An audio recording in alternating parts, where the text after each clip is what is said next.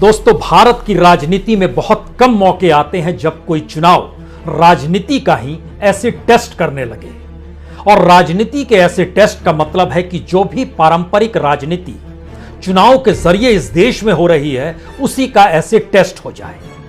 और पारंपरिक राजनीति को करने वाले राजनीतिक दल उस चुनाव परिणाम के बाद या तो बचेंगे या खत्म हो जाएंगे, कुछ ऐसी परिस्थितियां बन जाए।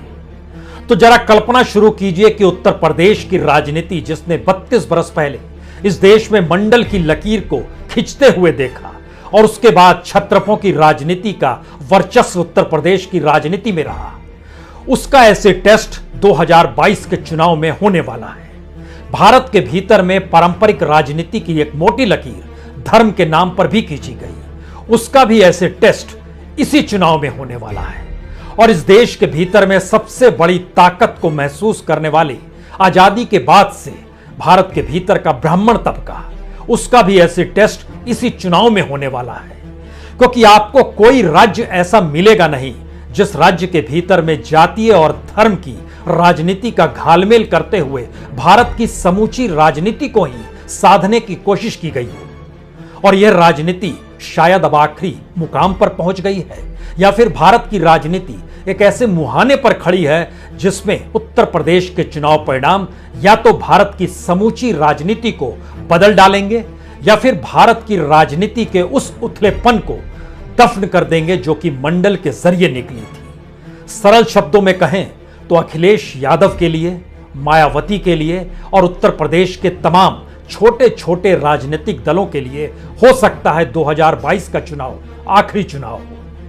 यह भी हो सकता है कि भारत के भीतर में 2014 के बाद से नरेंद्र मोदी ने जिस मोटी लकीर को खींचना शुरू किया और इसका एहसास कराया कि हम आपको तमाम सहूलियत देंगे, हम आपकी जरूरतों को पूरा करेंगे, चाहे वो जातीय आधार पर हो, चाहे वो धर्म के आधार पर हो, सिर्फ आप हमारे साथ जुड़ते चले जाइए, हो सकता है यह भी राजनीति दफन हो जाए। उत्तर प्रदेश का मतलब सिर्फ यह नहीं है कि लखनऊ का रास्ता दिल्ली तक पहुंचा देता है। उत्तर प्रदेश का मतलब यह भी है कि एक ऐसा राज्य जिसमें 40% वोटरों का कोई नेता नहीं है। इन 40% वोटर लगातार इस पार्टी से उस पार्टी में घूमते रहते हैं, और हर पॉलिटिकल पार्टी चाहती है कि यह 40% वोटर उनके साथ खड़ा हो जाए।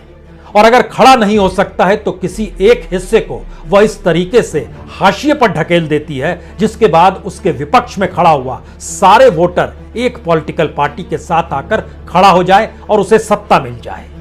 इस राजनीति के दफन होने की स्थिति क्या 2022 में आ चुकी है?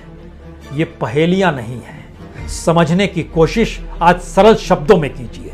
19% मुसलमान उत्तर प्रदेश में है, 11% ब्राह्मण उत्तर प्रदेश में है, दोनों को मिलाइएगा तो 40%। लेकिन इन दोनों समुदाय की अगुवाई करने वाली कोई पॉलिटिकल पार्टी उत्तर प्रदेश में नहीं है। ब्राह्मणों को लगता है कि 2007 में वो मायावती के साथ थे तो मायावती सत्ता में आ गई। 2012 में अखिलेश यादव को लगता रहा ब्राह्मण साथ आ गए तो वो सत्ता में आ गए।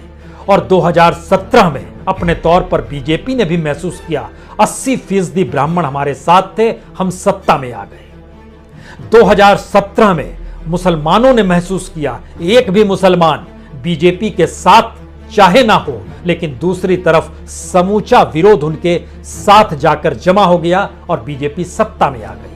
लेकिन फिर लौटिए उसके अतीत में मंडल की राजनीति के सिरे को पकड़ते हुए 2007 में मायावती को लगा मुसलमान उनके साथ है, 2012 में अखिलेश यादव को लगा मुसलमान उनके साथ है। सवाल यह है कि 2007, 2012, 2017 और अब 2022 सामने खड़ा है, तो क्या वाकई 2022 की स्थिति 2007, 12, 17 की परिस्थितियों को आगे ले जाएगी, या इस पूरे कालखंड में उत्तर प्रदेश की राजनीति में जिस तरीके से जो राजनीतिक दल खत्म हुए और उनको खत्म करने का जिम्मा सिर्फ बीजेपी कांग्रेस भर का नहीं रहा, उसको खत्म करने का जिम्मा वहां के छत्रपों का भी रहा, क्या वो सियासत अब ऐसे मुहाने पर पहुंच गई है जहां छत्रपों पर खतरा मंडरा रहा है?